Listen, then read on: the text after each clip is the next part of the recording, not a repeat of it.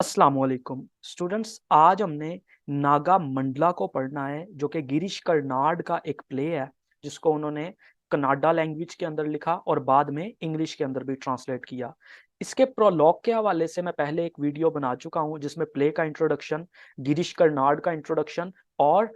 जो इसका प्रोलॉग है प्ले का उसके हवाले से मैंने तफसील बताई थी कि उसका प्रोलॉग क्या है, कैसे शुरू होता है, उसमें क्या कुछ बताया गया है। अगर आपने उसे नहीं देखा तो लिंक आपको डिस्क्रिप्शन में मिल जाएगा, आप उसे देख लें। आपको उसके हवाले से सब कुछ क्लियर हो जाएगा और एग्जाम के परस्पेक्टिव से भी आपको काफ़ी सारी चीज़ें उसमें मिल जाएंगी। अब गिरीश कर्नाड साहब ने ये जो प्ले लिखा, इसके हमने लास्ट वीडियो में प्रोलॉग तक को देखा था कि जब एक आदमी एक ओल्ड टेम्पल के अंदर बैठा है, एक विल्डर टेम्पल है, एक पुराना वीरान मंदिर, और वहां पे एक स्टोरी आती है। उसने स्टोरी को पर्सोनिफाई किया है, एक करेक्टर के तौर पे पेश किया अपने प्रोलॉग में, और वो स्टोरी अब आदमी को कहानी सुनाना शुरू करती है, अपनी टेल नरेट करना शुरू करती है। तो हमारे इस प्ले का जो असल में नैरेटर है वो कौन है? वो स्टोरी है। क्लियर है? अब ये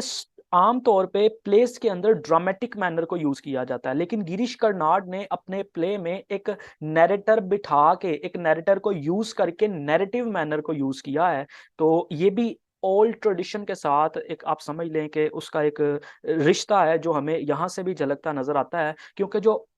ओल्ड ओरल ट्रेडिशन है एपिक का, उसमें जो नैरेटिव मैनर होता था उसको यूज किया जाता था। और अगर आपने एरिस्टोटल की पोएटिक्स को देखा है या आप old tradition of drama writing से या एपिक राइटिंग से वाकिफ हैं तो आपको अंदाजा होगा कि असल में एपिक से ही ड्रामा का ओरिजिन हुआ था, एपिक ही डेवलप होते होते ड्रामा में कन्वर्ट हुई थी। तो इसलिए इसने उस ओल्ड ट्रेडिशन को, चूंकि वो इंडियन मिथोलॉजी को, इंडियन फोक टेल्स को जिसके अंदर नैरेटिव मैनर यूज किया जाता है, उसको आगे प्रमोट करना चाह रहा है कन्नाडा थिएटर के जरिए, इसलिए उसने इस ट्रेडिशन को फॉलो किया। अब आते हैं जी नाग मंडला के हवाले से। नाग मंडला जो है, इसे नागा मंडला भी बोला जाता है, नाग मंडल भी बोला जाता है, इसके ये डिफरेंट नाम है, लेकिन नागा मंडला सबसे मारूफ है। अब नागा मंडला का जो लफ्जी मतलब है वो साइकिल ऑफ द स्नेक है। अब इसके नाम की जो सिग्निफिकेंस है वो भी खासी ज्यादा है। इसके नाम की क्या सिग्निफिकेंस है और उसने नाम क्यों रखा, लास्ट पे जब हम इस पे डिस्कशन करते हैं तब मैं आपको इसकी अहमियत बताता हूँ, क्योंकि इस प्ले के अंदर हमें फेमिनिज्म के भी कुछ असरात नजर आते हैं, या फेमिनिस्टिक क्रिटिसिज्म भी हम इस प्ले का देखेंगे। ये जो प्ले है ये बड़ा ही वेल पर्पस्ड प्ले था, और इसका बुनियादी मकसद मैंने लास्ट वीडियो में भी आपको बताया था कि इसका बुनियादी मकसद कनाडा कनाडा थिएटर को रिवाइव करना था, और जो old Indian traditions of folk tale था, इंडियन मैथोलॉजी था, उसको प्रेजेंट करना था। तो ये कहानी जो स्टोरी हमारी हमें सुनाती है उसमें सबसे पहले मैं आपको जरा करेक्टर्स बता देता हूँ ताकि आपको कहानी थोड़ी सी अच्छे से समझ आए। तो हमारे पास जो हमारी प्रोटैगनिस्ट है वो रानी है, और रानी जो है ये वाइफ है अपन्ना की। अपन्ना जो है वो हमारे पास दूसरा मेन कैरेक्टर है, और अपन्ना और रानी की अभी नई नई शादी हुई है, और अपन्ना का जो एटीट्यूड है वो रानी की तरफ कोई अच्छा नहीं है। उसके बाद हमारे पास एक नाग है या एक नागा है। ये जो नागा है ये अपन्ना और रानी के घर के करीब ही, घर के आप समझ लें कि बिल्कुल बाहर ही, उसके बिल्कुल करीब ही एक होल के अंदर ये रहता है। आंट होल है एक, ठीक है, एक सुराख है जिसके अंदर, जमीन के अंदर, जिसमें ये नागा रहता है। और ये जो नागा है ये ट्रांसफॉर्म हो जाता है बाद में अपन्ना के अंदर। आप इसे एक इच्छाधारी नाग कह सकते हैं, जो कि बाद में अपन्ना बन के रानी के साथ अपने मामलात वगैरह बनाता है। उसके बाद हमारे पास इसमें फोर्थ करेक्टर है कुरुदवा। जो कुरुदवा है वो असल में अपन्ना की माँ की एक पुरानी सहेली होती है, और जो अपन्ना है वो इसको भी माँ की तरह ही समझता है और इसका बड़ा एक तरह से इज्जत करता है, बड़ा एहतराम करता है। अपन्ना वैसे अगर हम देखें तो कोई अच्छे करेक्टर के तौर पे प्रेजेंट नहीं किया गया, बल्कि एक ऐसे मेल करेक्टर के तौर पे प्रेजेंट किया गया है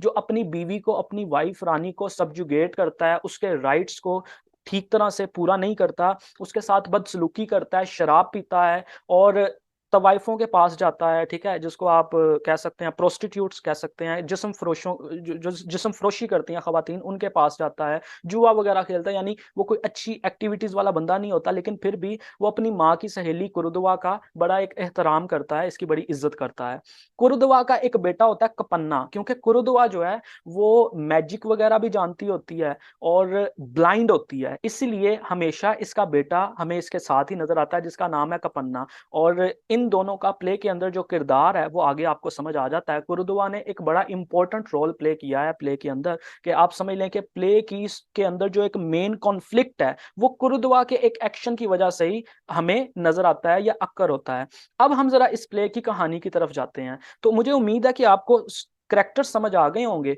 तो कहानी असल में रानी और अपन्ना की शादी हो चुकी है और एक न्यूली मैरिड कपल है। गिरीश कर्नाड ने जो हमें प्ले में दिखाया है कि एक न्यूली मैरिड कपल है और वो एक घर में रहता है और वाइफ का नाम रानी है और उसके शोहर का नाम अपन्ना है। और होता क्या है, जो अपन्ना है इसका एटीट्यूड रानी के हवाले से को अच्छा नहीं होता। वो क्या करता है, वो रोजाना दोपहर को घर आता है और अपनी बीवी को कहता है खाना बनाओ। खाना वगैरह खाने के बाद वो क्या करता है, उसको उस घर के अंदर ही लॉक करके बंद करके चला जाता है। और अगले दिन दोपहर को वो दोबारा से घर आता है और उसकी बीवी सारा दिन उस घर के अंदर बंद रहती है, यहां तक कि अपन्ना दोबारा अगले दिन वापस आए, उसे खोले और फिर उसके साथ मामला। और वो सारे के सारे अपने जो दिन और रात है वो सारे का सारा वक्त तवाइफों के पास, शराब में, जुए में, इस तरह की एक्टिविटीज के अंदर परफॉर्म करता है, जिसकी वजह से रानी बिल्कुल भी खुश नहीं होती और रानी बड़ा लॉनलीनेस का शिकार होती है, बड़े अकेलेपन का शिकार होती है। और वो देखती है कि उसके शोहर का ये जो एटीट्यूड है उसकी तरफ इतना बुरा है, इस हवाले से वो बहुत परेशान होती है। अब एक दिन क्या होता है, प्ले के अंदर दिखाया जाता है कि कुरुदवा जो अपन्ना के लिए मदर लाइक फिगर थी, यानी उसकी माँ की सहेली थी, इसलिए वो इसको भी माँ की तरह ही समझता था। कुरुदवा अपने बेटे कपन्ना को कहती है कि देखो अपन्ना की अभी नई नई शादी हुई है तो क्यों ना हम उसे मिलने जाएं। तो कुरुदवा अपने बेटे कपन्ना के साथ रानी को मिलने आती है, लेकिन जब वो कपन्ना और कुर्दुवा रानी को मिलने आते हैं तो उसका डोर जो है वो क्लोज होता है और वो ये समझती है कि शायद घर में कोई नहीं, लेकिन वो खिड़की में खड़ी रानी को देखती है और उससे पूछती है कि ये क्या मामला है, दरवाजा बंद क्यों है। और वो दरवाजा अपन्ना बंद करके गया था, बाहर से उसको लॉक करके गया था। तो तब रानी सारे का सारा माजरा कुर्दुवा को बताती है कि मेरे साथ अपन्ना का एटीट्यूड ये है, वो मुझे वक्त नहीं देता और हमारे दरमियान कोई भी मैरिटल रिलेशनशिप्स जैसे कि होने चाहिए उस तरह के अभी तक डेवलप नहीं हुए। और वो सारा सारा सारा दिन और सारी सारी रात घर से बाहर रहता है, फकत दोपहर को आता है और अपना खाना वगैरह खाता है और चला जाता है। तो कुर्दुवा कहती है कि मैं इसका तुम्हें एक हल बताती हूँ, मैं तुम्हें इसका एक सोल्यूशन दे सकती हूँ। अब वो सोल्यूशन क्या होता है, अब कुर्दुवा का ये जो एक्शन है ये एक टर्निंग पॉइंट है। इसका ये एक्शन प्ले की आप समझ लें कि मेन कॉन्फ्लिक्ट को जन्म देता है। प्ले के अंदर जो बड़ा कॉन्फ्लिक्ट है वो इसके इस एक्शन की वजह से आता है। तो रानी ने जब उसे बता दिया अपन्ना के एटीट्यूड के बारे में, तो कुर्दुवा, चूंकि मैंने आपको बताया कि वो ओल्ड इंडियन विद्या जिसे हम कहते हैं उसको भी जानती थी और एक जादू को भी जानती थी, तो वो उसे एक ऐसी बूटी देती है जिसे हम इंडियन ट्रेडिशन के अंदर वशीकरण बूटी कहते हैं। और वो किसी भी इंसान को एक तरह से वो लव स्पेल, जैसे डिफरेंट इंग्लिश नॉवेल्स और इंग्लिश ड्रामा में, शेक्सपियर के ड्रामा के अंदर भी लव स्पेल का जिक्र आता है, तो इस तरह का एक लव स्पेल, एक वशीकरण बूटी वो उसे देती है और उसे ये कहती है कि तुम क्या करना, तुम इसे अपन्ना के फूड में मिक्स कर देना। रानी को कहती है कुरुदवा कि तुमने इस लव स्पेल को, इस वशीकरण बूटी को अपन्ना के खाने में मिक्स करना है, तो इसके नतीजे में क्या होगा, वो तुम्हारे प्यार में पड़ जाएगा और तुम्हें अटेंशन देने लगेगा, तुम्हें वक्त देने लगेगा। लेकिन होता क्या है, जब वो उसको खाने में मिक्स करती है, दूध में मिलाती है मेरा ख्याल है, और वो जो दूध है वो रेड हो जाता है। अब अंदर से भी रानी को गिल्ट फील होता है कि ये मैंने क्या किया है, ऐसे तो नहीं करना चाहिए, ऐसे मैं किसी की मोहब्बत कैसे पाऊं जादू का सहारा लेके या ऐसी किसी चीज का सहारा लेके, ये तो अनमोरल होगा। तो रानी उस फीलिंग ऑफ गिल्ट की वजह से और उसके चेंज ऑफ कलर की वजह से वो क्या करती है, वो अपने घर के बाहर जो एक स्नेक होल होता है, ठीक है, उसके घर के बाहर मैंने आपको पहले बताया एक कोबरा होता है, एक स्नेक होता है, उसका एक घर होता है, एक आंट होल के अंदर वो स्नेक रहता होता है। तो वो क्या करती है, वो उस आंट होल के अंदर उस दूध को, उस खाने को फेंक देती है और वो जो खाना है, वो जो दूध है, वो स्नेक पी लेता है। यानी वो दूध जिसके अंदर लव स्पेल था, जिसके अंदर वो वशीकरण बूटी थी जो रानी की मोहब्बत पैदा करने के लिए, रानी के लिए मोहब्बत अपन्ना के दिल में पैदा करने के लिए जो कुरुदवा ने इसे दी थी, वो अब स्नेक जो है उस फूड को खा लेता है जिसके अंदर वो बूटी होती है, उस दूध को पी लेता है जिसके अंदर वो बूटी मिक्स होती है। अब क्या होता है, अब अपन्ना रोजाना दोपहर को अपनी बीवी को लॉक करके चला जाता है, और रात को क्या होता है, रोजाना रात को ये स्नेक अपने होल से निकलता है और ट्रांसफॉर्म हो जाता है किसके अंदर, अपन्ना के अंदर, और रानी के पास जाता है और रानी के साथ नाइट स्पेंड करता है, उसके साथ सेक्सुअल रिलेशनशिप बनाता है, और सारी नाइट स्पेंड करने के बाद अगले दिन फिर सुबह होने से पहले वो दोबारा से स्नेक में ट्रांसफॉर्म होके अपने उस होल के अंदर चला जाता है। अब रानी उसके साथ काफी सारी रातें गुजारती है और उसे ये लगता है कि ये स्नेक जो इन दी फॉर्म ऑफ अपन्ना आया है ये असल में उसका शौहर है, ठीक है। और वो बड़ा परेशान होती है कि ये जो रानी जो है वो बड़ा परेशान होती है कि जो उसका हस्बैंड अपन्ना है इसका एटीट्यूड रात को तो बड़ा अच्छा होता है, रात को तो ये बड़े अच्छे से पेश आता है, लेकिन दिन को इसको क्या हो जाता है, जब दोपहर को खाना खाने आता है तो तब वो एक्चुअल अपन्ना होता है जिसका एटीट्यूड बड़ा रूड होता है। तो वो बड़ा परेशान होती है, लेकिन उससे समझ नहीं आती, वो कहती है चलो खैर जैसे मामला चल रहा है चलता रहे। आखिरकार एक दिन क्या होता है, रानी प्रेग्नेंट हो जाती है, उसे पता चलता है कि उसके वो प्रेग्नेंट है और उसके पेट में एक बच्चा है। तो अब क्या होता है, अब जो अपन्ना है वो उसके ऊपर इल्जाम लगा देता है कि ये इसने क्या किया है, इसने कोई एक्स्ट्रा मैरिटल अफेयर बनाया है, और पूरे गांव के सामने उसके ऊपर एलिगेशंस लगाता है कि इस खातून ने मुझे धोखा दिया है, मुझे चीट किया है, और इसने किसी और के साथ ये प्रेगनेंसी बनाई है। जबकि रानी जो है वो तो उसी अपन्ना के साथ, जिस अपन्ना में ट्रांसफॉर्म होता था नाग, उसके साथ उसने ताल्लुक बनाया था, उससे तो ये लगता था कि उसका हस्बैंड ही जो है वो उसके साथ नाइट स्पेंड कर रहा है। वो बिल्कुल क्लियरली कहती है कि रानी कहती है कि मैंने धोखा पन्ना को नहीं दिया, मैंने अपने हस्बैंड के अलावा किसी के साथ कोई सेक्सुअल रिलेशनशिप नहीं बनाया, ये बच्चा मेरे हस्बैंड का ही है।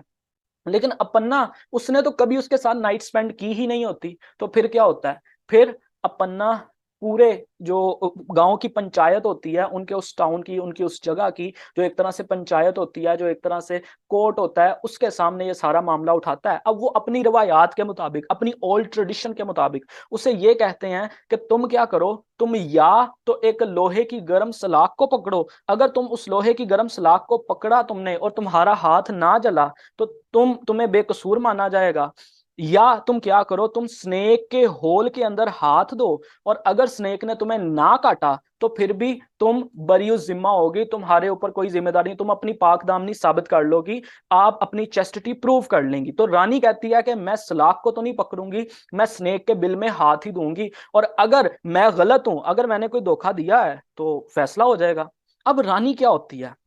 रानी सारे गांव के सामने स्नेक के उस होल के अंदर, उस आंट्स होल के अंदर हाथ देती है, और जो सांप है वो क्या करता है, वो उसके हाथ के ऊपर रोटेट करता हुआ आके अपना फिंग फैलाता है, अपना फन फैला लेता है, जैसे एक स्नेक पूरे अपने जोबन के अंदर होता है। और सारे का सारा गांव जो देख के हैरान हो जाता है कि स्नेक जो है उसे काटता नहीं, लेकिन जैसे हिंदू मिथोलॉजी के अंदर गॉड विष्णु है, उनके ऊपर जैसे वो स्नेक एक साया करता है, ऐसे उसके हाथ के ऊपर अपना फिंग फैला के, अपना फन फैला के वो साया कर देता है, जिस जो पूरे गांव को इंस्पायर कर देता है। उसकी चेस्टिटी, उसकी पाकदामनी साबित हो जाती है, और सारे का सारा गांव उसे गॉडेसेस की तरह ट्रीट करने लगता है। क्यों? क्योंकि उन्होंने अपने सामने एक ऐसा वाकया देखा जो कि आमतौर पे नहीं होता, क्योंकि स्नेक तो काटता ही काटता है, लेकिन उससे नहीं काटा। अब अपन्ना भी जो है वो भी थोड़ा सा सेटिस्फाई हुआ, और वो भी रानी के हवाले से उसके लहजे में भी थोड़ी नरमी आई कि ये मेरी बीवी ने तो अगर कुछ ऐसा किया होता तो ये कामयाबी ना होती। अब अपन्ना छुप के देखता है, और वो देखता है कि जो स्नेक है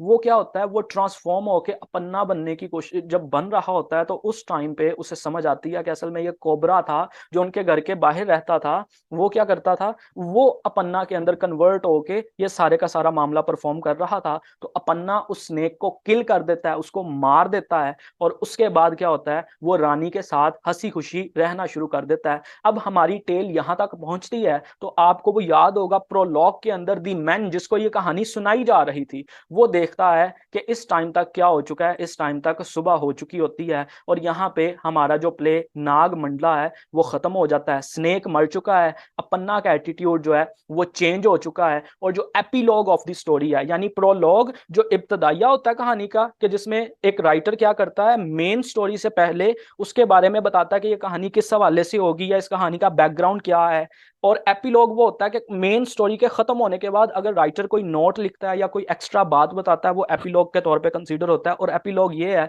कि वो जो मैन जो 30 दिनों में से अगर 30 रातों में से अगर एक रात भी जागता रहा तो वो जिंदा बचेगा, वो मैन सरवाइव कर जाता है, और डे लाइट जो है वो आ जाती है, और कहानी का यहाँ पे इख्तिताम हो जाता है।